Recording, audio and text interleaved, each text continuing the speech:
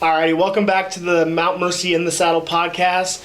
I'm Caleb Rutherford, and as always, here with Nate Jones. Today we're here with men's volleyball head coach Austin Filer. Austin, how are you doing today? Doing great. Thanks for having me. Yeah, no problem. Thanks for taking the time out of your busy day, getting ready to go into the season to allow us to interview you. Absolutely.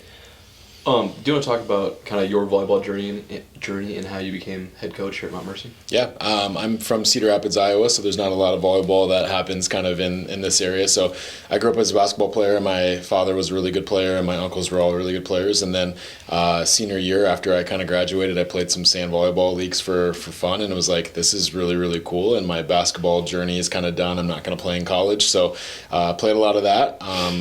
Got pretty decent pretty fast, and was able to play some professional volleyball for a little bit on the sand, and then kind of fell in love with coaching. Got a couple opportunities to coach some indoor clubs with the women's team here at Mount Mercy, actually, and I think just kind of slowly phased out of being a player and more into a volleyball coach. So yeah, it's kind of an awkward route, but it's worked really well for me. Nice. Yeah. Would you say, with your experience starting in basketball first and then transitioning to volleyball, how does that impact how you coach now? Yeah, I think there's definitely parallels to the sport. I think for me, probably if I would have picked up volleyball at a younger age, I probably would have gotten burnt out. I played basketball my entire life, and I think that even though it would have been great to play longer than what I did, I think it was a blessing in disguise to kind of have this new kind of sport that was kind of fresh and I was passionate about. So I think that that probably has also adapted a little bit into coaching, where I do have a growth for knowledge. I have kind of a desire to become better at learning about different styles of volleyball and how techniques are done, and kind of search that out. And I think that maybe if I had stayed with basketball, that I probably would have gotten stale as a coach and just said, hey, I've done this for 40 years, this is the way we're going to do it. And I think I've been a little bit more adaptable in kind of my philosophies because of it, so yeah. Okay. And so with the results of last season, let's review that. All right. And looking at the results of last year, how does that impact how your preparation is for this year? I think that we started 5 freshmen for the majority of last year, and I think that the goals will be the same, the standards will be the same, but I think the players are starting to believe a little bit about what's actually achievable. I think a lot of times they just didn't know what was going on last year, of like, who are these teams we're playing. We have a lot of international guys, so like how the season works, how the playoff system works, how all of that goes. So I think most of what I've seen this year is that the goal is still the same, but the players have a pretty firm grasp of what it's going to take to get there and kind of what the season looks like. We play a lot of volleyball in the spring in a short period of time, and I think that they're understanding now of how we do things to take care of our body and to start slow, peak at the right time so we don't burn out a little bit too early too. So I don't think we're talking about anything different or doing anything different. We've intentionally scheduled a little bit tougher in the fall, and this is our first year that we're going to be playing a lot of Division I opponents to kind of push us a little bit so that we hit the season running a little bit quicker. But I think the goal is still the same. We want to compete every single day, and we want to strive for a championship. And I know that's, some coaches are scared to say that, but I think you just put it out there and say this is what we're looking for, and if we succeed, fantastic, and if we fail, at least we threw it all on the table and didn't hold anything back a little bit too. So yeah. Nice. And when it comes to like approaching the season, do you set like short-term goals, long-term goals, or is it just kind of the overall goal that you were talking about earlier? Yeah, I think there's goals that I have on paper that maybe don't always get shared with everybody else, and I think that it's important. You just don't want your players thinking too much all the time. You want them kind of in the moment a little bit. So if we're talking right now about the national tournament, then we're kind of falling a little bit short of maybe some of the prep work that we could be doing now. So I think there's long-term goals that we definitely want to think about, but then we've got short attention spans as humans, so we need to keep it a little bit more this week, this day. We've changed practice a little bit where we have a focus more for each day, a reception day or a defensive day or a cover ball or whatever it may be. So I think keeping it into a day-to-day perspective keeps things fresh. But then I think you have to talk about it at some point in time, that this is the long-term goal, this is what we're working for, that we've got to get worse before we get better at certain skills as well too. But I think that there's also some stuff that I maybe have on paper that the players don't always need to know. That just provides undue stress for them. So we'll keep that in-house in the coaches department and kind of let them be a little bit more in the moment too. So yeah. What returning players do you are you expecting to have a larger role this year? I know you have Yeah. some top dogs from last year that have returned. What would their roles be looking like this year? Yeah, we're fortunate. This is probably one of the teams that I've had that we return almost everybody, so I think for me, there's not necessarily as much of a role that's going to be changing for maybe some of our returning guys, but maybe some roles for some of our depth guys. This is the first year that I feel very comfortable that we can go to a third and a fourth of each position and not really lose much. So our practices are a lot more competitive. So I think from that standpoint, we're able to do some things in the practice gym where we are really pushing each other versus maybe side A was a little bit stronger than side B in some prior years. So I wouldn't say that the expectation or the rules will be different for any of those guys that are returning starters, but maybe that they've got to understand that this is a long season. There's going to be times when we're going to rest a guy or someone's struggling and we're going to go to the bench, and we can't take that personal. So I think that a lot of the guys that we have are coming from clubs that have 14 guys on a roster. They're used to 4 outsides play, 4 middles play, 2 setters play, and I think that they're understanding of that. But I think the biggest thing I would say our team probably is going to have to focus on is we're not going to probably get as many individual accolades as we've gotten in the past, because we're going to have more team focus on things. There's going to be a third guy that's going to play this day so we can be rested for this day, and that might mean individually we take steps back so the team can be a little bit more successful as well too. So nice. And correct me if I'm wrong, is this like the largest roster you've had? yeah, it's a big group. So we've definitely got a large varsity group and a large reserve group, which that creates some challenges. I mean, it's hard enough to keep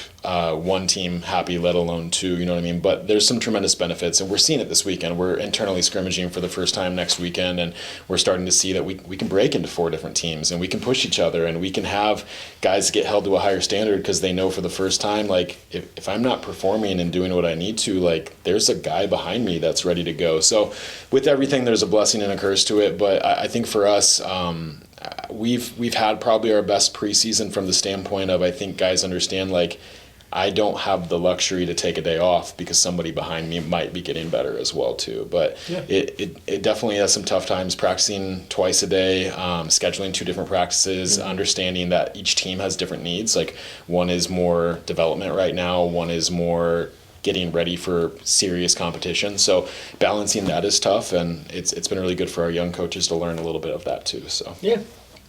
You mentioned earlier that the majority of your team is international. I know we have guys from Hungary, Poland, Czech, and Brazil as well, but among some other countries. With that, they all have different cultures, not only in their everyday life, but also within the way they grew up in the sport. Yeah. How do you take all that and form a team culture here at Mount Mercy? Yeah, it's tough. Every area of the world trains a little bit different. They view volleyball differently, and obviously they view the world differently as well too. So I think what we try to do is have conversations with everybody and get as much input as we can and try to accommodate as much as we can. But then one thing that we did in some exit interviews last year was kind of ask some questions for what are guys needing a little bit, not necessarily from the program, but even from myself. And I think one of the directions and the initiatives I was given basically was like, take us where we need to go. And instead of asking for as much input at times or surveying and seeing how guys are liking this or like that, just what it needs to get done. I've been mildly successful as a coach and as a player, that I know what needs to be done. So trust me that I'll get you what you guys need and we'll adapt it. But yeah, I think that getting the buy-in is important. Everyone's got to understand that what we're working for is important. And nicely, when we win, it gets easier. You know what I mean? Like, the guys have seen us at the national tournament the last couple of years. They've seen that the program has been more successful every year that we've been here. So I think that it becomes easier to get that buy-in versus year one, where it's like, hey, like, what are we doing? We're changing a lot of things. Is this good? Is this bad? So I think every year gets a little bit easier. And I think they kind of know what they're getting into. We're pretty honest in the recruiting process about, we do believe in competition. We do believe iron sharpens iron. It's a grind, academic balancing with the educational side and the volleyball side and the strength and conditioning side. Like, it's tough, and I think we're honest with them throughout the process. But I don't know if we'll ever have it perfect, that we've got all the cultures meshed in. But I do believe it's one of our strengths, is that there is some diversity. There's different thought processes. There's different communication levels. And honestly, it's fun when I take guys guys at the airport and we're talking about how the season's going, or I'm hearing their best friend is a guy from a different country. It's like, this is kind of cool that volleyball brought all of this together. Like, I don't know if I would ever have a car ride full of 4 different nationalities in my vehicle if it wasn't for Mount Mercy Volleyball too. So I think it's kind of cool to see. Cool. Nice. And you kind of talked on this earlier, but was there like any specific areas of focus like for the off season? Yeah, we definitely want to increase our service pressure. I think that was one of the biggest things. Is our sport's kind of cool where if you're working on one thing, there's also something else that indirectly gets help. So by having a lot of focus on service pressure, our reception is getting a lot better as well. But we definitely have adapted our style of coaching to each team that we've had. I think 2 years ago, we were definitely more of a big serving team, go for aces. We've got some arms. Last year, it was a little bit more dialed back to, we had a really good defensive team where we led the nation in digs. So it was maybe, hey, let's put a few more balls in play and trust that our defense. I think that what we're going to try to do is blend that a little bit. One thing I've learned as a coach is if you go too black or too white, things get a little bit messy. So we definitely want to meet somewhere in the middle on that. But I do think we've got some guys that can really serve the ball a lot harder. And then I think we just still got to trust that our defense. But I would say service and block are the 2 biggest things I would see. Statistically, they're like the only categories that we weren't in the top 10 in the nation on. So that speaks volumes as well. Yeah. But just kind of looking at us, sometimes you can kind of see like, hey, if we served a little bit tougher, we probably would get a couple more blocks too because the other team would be out of system. So that's been a big emphasis and kind of enabling and empowering the guys that I can take a big rip at the ball and coach is going to be okay if I make an error because the next guy is going to kind of jump in and do the same thing. So it's tough. As a coach, you want to control things a little bit more. And in men's volleyball, you got to understand some days it's going to be a good service day, some days it's going to be a bad service day. But I think we know when we get to the end of the year, we're going to need that in our bag. And if we're not working on it right now, it's going to be hard to get there. So expect more aces this year, but also expect some more errors as well. And if you see me pulling my hair out, that's why. So. I know you, the past couple of years you started working with a strength and conditioning coach. Yeah. How has that side of your training changed from last year to this year? Yeah, I mean, I can't give a big enough thanks to our 2 strength coaches. Brian and Chloe have been amazing. I think a lot of people, when they're looking at that, they think about like, are you guys jumping higher? Are they running faster? Are they hitting the ball? Yeah, all those things are true. But I'm going to knock on some type of wood that I see. But we've had 2 years since we brought them in of the lowest injury count I've ever seen. Like, we have a large roster, and we're talking about the only injuries we ever see are just basic wear and tear. My shoulder's a little bit sore today, let's rest you. My ankle got turned because I landed weird. But we don't have any of those catastrophic injuries that you see a lot in the sport. And it's because they're doing a lot of things that I as a coach would never think to do. You know, like they have degrees, they have experience, they have the vision to look at something and say, this is what this guy needs, let's tailor it to them a little bit. And it's been really good for us. I think it also provides some purpose for our guys. I think they genuinely like going in a larger group and stretching out together, lifting. We max squatted yesterday, so you heard it, even though I was staying away. So I think it's been fun for them too to have that team bonding. But the biggest things for us as coaches, like we are getting better as athletes, but we're staying healthy, and that's 99% of what you're looking for as a coach. Is you want to get to the final date of the year and have everyone available. And those 2 have done an amazing job of doing that for us this year. So best investment we've probably ever made. So. Nice. And speaking on lifting at the rack, Caleb and I see this all the time.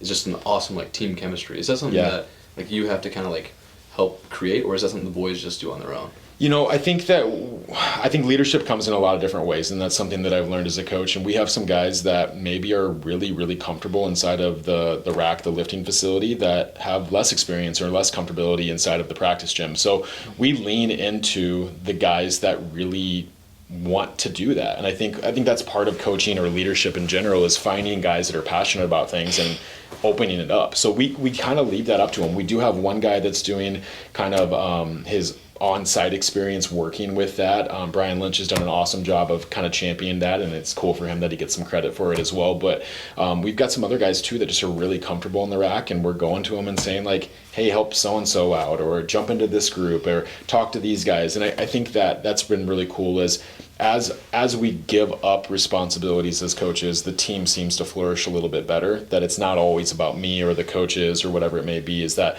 everyone does have value. And even though we've got a larger roster, everyone can bring something to the table. And we've got 5 or 6 guys that are in the rack, and they're doing an awesome job of helping support Chloe and Brian, our strength coaches, and just really being there. I mean, we had a situation a couple weeks ago where both of the coaches had some conflicts, and there was no hesitation whatsoever. They gave the plan to our leaders, they ran it, and I think that's pretty cool for us too, to say, hey, next man up mentality with that. So yeah, it was cool.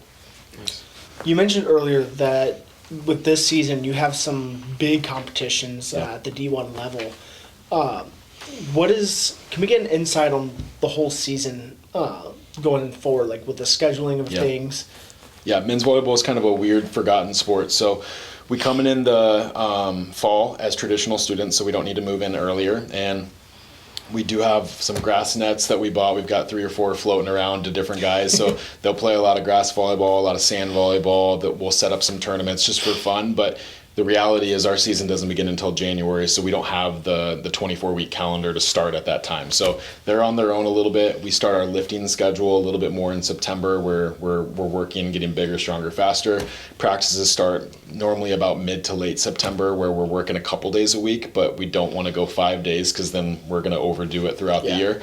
When we get into this time of year, we start with 2 internal scrimmages. That's to kind of determine who our travel roster is going to be. We let everyone compete. We bring everyone in. We train them the same way. We give them different goals and what they're working for. And then we throw everybody out there and say, hey, let the cream rise to the top. And so we'll see that next Saturday and the following Saturday, which will help us determine not only our travel roster, but our starting lineup. And then we've got 3 scrimmages on roster this year, or on schedule this year. We'll go to McKendree, which is a D1, D2 in Illinois. We'll go to Lewis, D1, D2 in Illinois, and then we'll go to Rockhurst, which is a D1, D2 in Kansas City area. And the hope for that is, one, for our guys to see a higher level of volleyball. I think we're going to be very competitive there, but in theory, Division I volleyball is really high. And then we kind of evaluate that, take our Christmas break, come back in January, hit the ground running. We'll do some non-conference and then go into the Heart of America schedule, which is a grind. I think 6 out of the top 15 teams in the country were within our conference last year. So, and then we end with the national tournament downtown Cedar Rapids, which is kind of cool for our guys as well to sleep in their own bed. So it's kind of weird, and I think the guys have to get used to it a little bit too. Is there's an acclimation process, go time, go home with your family for Christmas break, ramp it up again, and then try to peak at the right time. So it's a long season, and I do like the fact that we don't have to come in maybe 100% ready to go. But yeah, this time of year, I know our guys are wanting to play anyone that's not ourselves. So it's good to kind of see a different uniform on the other side of the net. So yeah. Nice. Earlier you were talking about like serving aces. Is that like, I'm not very experienced in volleyball. Is that like trying to be more accurate? Is that in terms of like a speed thing? Yeah, I think honestly sometimes it's a mentality, to be honest too. So like if you're thinking about baseball, volleyball, anything that precision is an element, as you try to get more precise, then the mental aspect comes in a little bit as well. So I think that if you have a mentality of being aggressive, good things tend to happen. So we don't typically serve with the intention of getting aces, but we 100% are trying to serve with the intention of causing havoc on the other side of the net. And a lot of times if you're talking about, hey, these are the errors that have come from it, or this is how many points we've lost because of it, it becomes harder to stay aggressive. It's kind of like when you're in the moment and you're just being aggressive, good things seem to happen. So we're expecting that the guys are able to have a really short memory, where if they make an error, they've probably got about 5 or 10 minutes before they come back around, and they need to flush that and move on to it. So I wouldn't say we're necessarily going for the ace. We're trying to serve an aggressive ball into space on the court that might be open for us. But the reality is the best serves typically come from guys that are willing to take the most risk. And there's a balance, obviously, with everything of reckless versus aggressive, and we've got to toe that line a little bit. But right now, especially this time of the year, I want our guys going for it. And then if I need to back it off a little bit later, I'm willing to take that versus get to a spot later in the year where we go, we're not serving aggressively enough. It's really hard to change that later. So we're going big right now, and sometimes that's difficult as a coach to kind of release that and say like, hey, it is what it is. But I think it'll be good for us in the long run, and I think it'll maybe open up our guys a little bit to understand like if I take a big risk, the coaches are going to be okay with. Sometimes that's going to work out, and sometimes it's not. So yeah. So hopefully that answers that a little bit. It's a weird concept, I know. For sure. Yeah, I got you. In the past, when we have home men's volleyball games, looking into the audience, you probably have one of the largest presences from our student body. How does that play an impact in how your guys play? Yeah, I wish I had this in front of us, but our record at home is insane. So I think that's been tremendously important for us. We've got typically 3 or 4 top 10 wins every single year that come at home, and I would imagine it has to do with the crowd and the feeling and the support. It's really cool for our guys too, because they're coming from so far away that it wouldn't feel as good probably to sit in a crowd that has no one out there, that there is support. I think a lot of people don't have a clue about what our sport is, but they just look at it and they're like, this is crazy. There's guys jumping hard, hitting the ball hard. There's some energy and some passion that are on the court too, but I think it's definitely impactful for us. Our record off our home court is not bad, but it doesn't do anything compared to our home court record. So I think the bigger the crowd, we're trying to get more home games. I think maybe one way to look at it is there's not a lot of people that want to come here, and I think they're probably looking at it the same way I am, is like, why would I want to go there when I could potentially lose? So we've got some really good non-conference games this year. We've got St. Xavier, who was number 1 and number 2 in the nation the last couple of years. They'll be here, so that'd be really cool if we get a big crowd and kind of show what we're capable of doing. So yeah, it'd be cool. So how can you, as the coach of the program, bring more of the student body to your games to make that energy even bigger? Yeah, I think we've tried to do a really good job of sending our guys to other sporting events as well. I think because we've got so many international guys, soccer is a easy, just, hey, I understand this. So we try to encourage them to go to the women's volleyball games this time of year, men's soccer, basketball is starting here really soon. So getting out there, and I think, honestly, the community will support each other if it becomes contagious. Like, I'm really excited for football because I think that people are going to go to that, and then they're just going to be like, this is a really cool feeling, so let's go now to the baseball game or to the softball game or whatever it may be. So I think for us, starting with encouraging our guys to go and hoping for some reciprocation is important. But I think honestly we've got to deserve for a crowd to come too. Yeah. You know what I mean? If we're nationally ranked and if we're a fun team to watch, people are going to come whether or not I ask them to or not. So I think that's one thing that I kind of learned a little bit when I was coaching in high school is, if you're enjoyable to watch, people will come. So if you are showing energy on the court, if you're taking care of business, if you're doing the right thing, if your bench has really good celebrations and chemistry and things like that, people flock to that. They want to be entertained. And we've got a couple of my buddies that have come and they don't know a thing about volleyball, and they're like, I don't know what I was watching, but it was awesome. There was this guy jumping around over here, this celebration over here, this guy got a yellow card. Like, so there's some crazy stuff that goes on. But I think, honestly, if you're a great team, I think people can see that, whether it's on TV, whether it's in person. I think people are aware of what excellence looks like. So I think if we strive for that, it'll kind of take care of itself a little bit too. Okay. So, and I will say, to speak for the throws groups in the past, we have, being in the weight room at the same time with your guys and also loving to go to your games, we have seen that come back to us when we have our home events. And those guys will be right there in the throws area cheering for us. And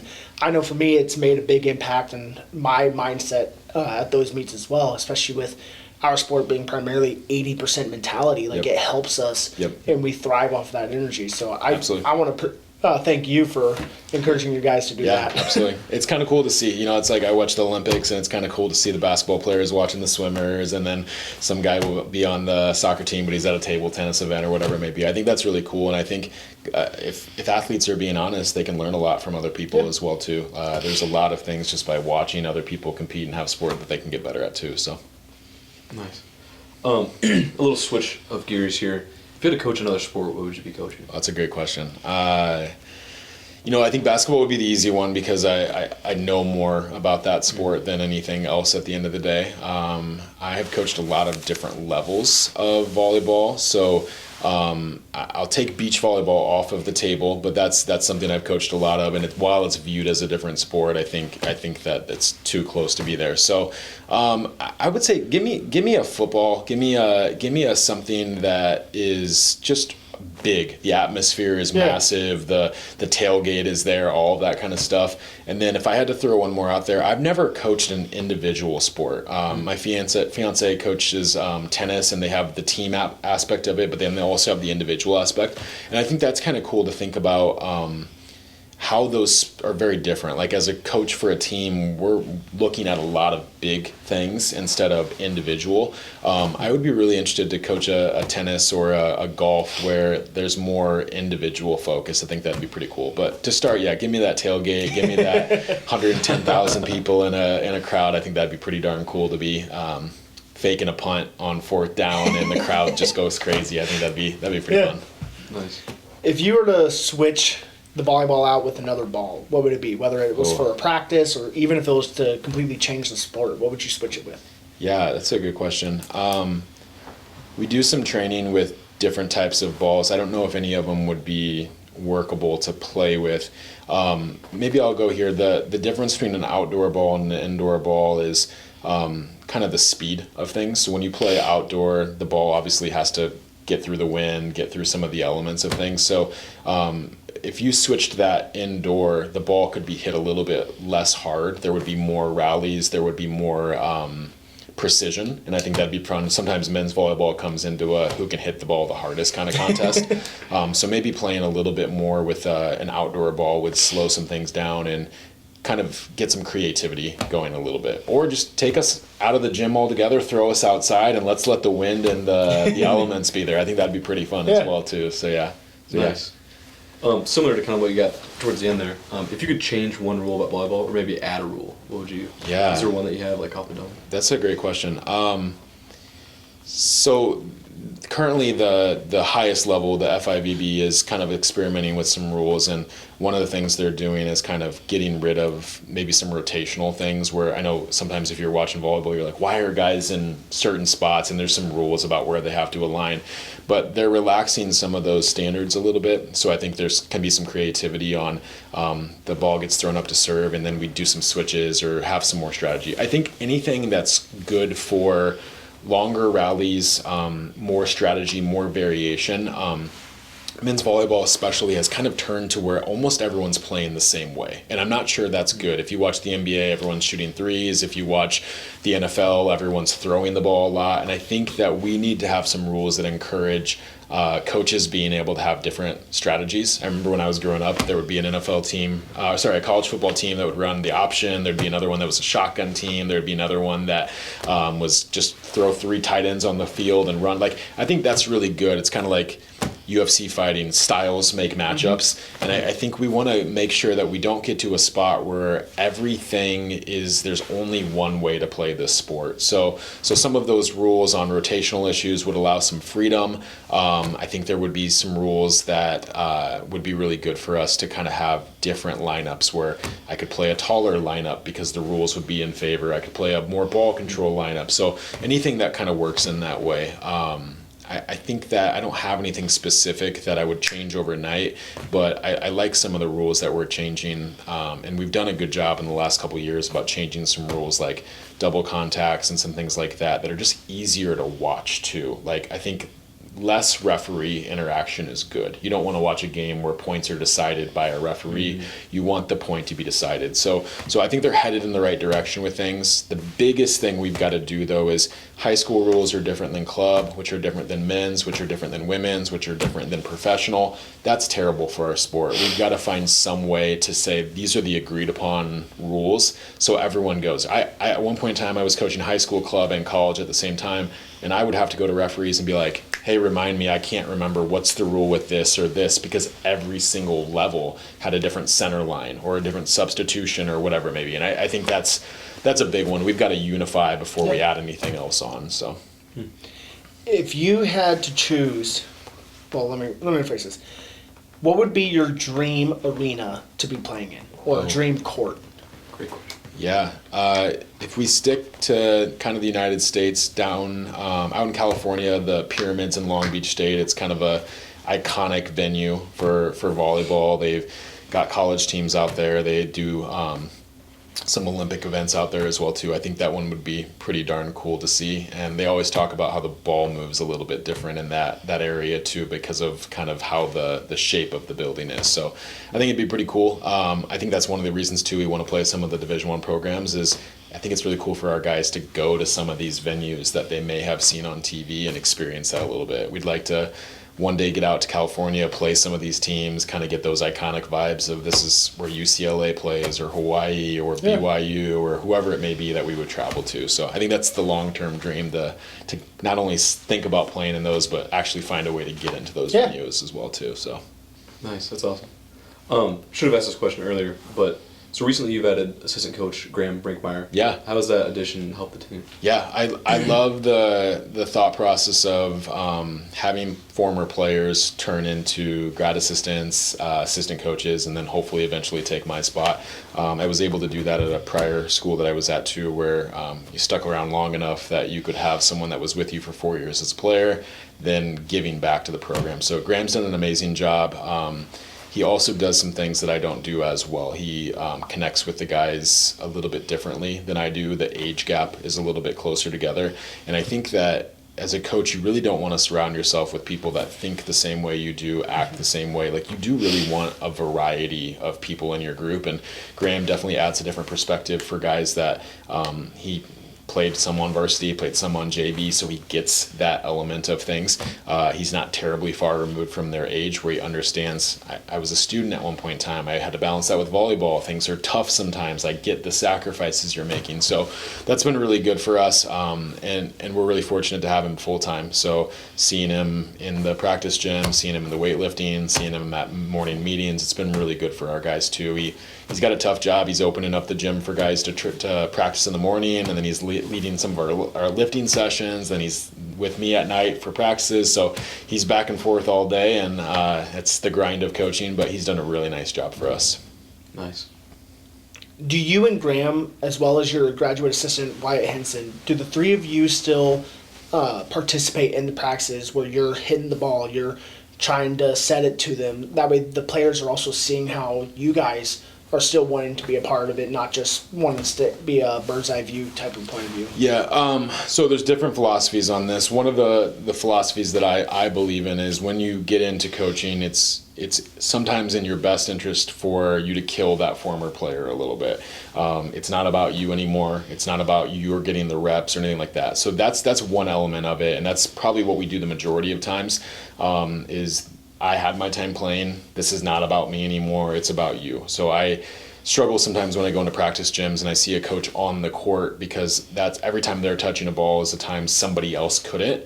And also every time that they're touching a ball or on the court is a wasted opportunity for them to coach and give feedback to somebody else too. There, like anything, there's two sides to a coin. You know what I mean? I think that there are some visual learners that see a coach say, not only I can tell you, but I can show you. And I think there's some tremendous value. So there's a time and a place for that.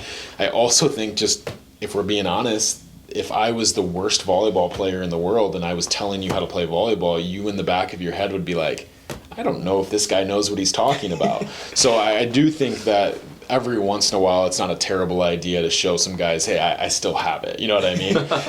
I'm getting into the age where if I do that, I'm also risking my knee might not work the next day, my shoulder might not work. So I haven't played in a long time. One, because I do want to kill that former player a little bit and make it about our guys. But two, honestly, I think that for me, I'd rather those guys shine a little bit more.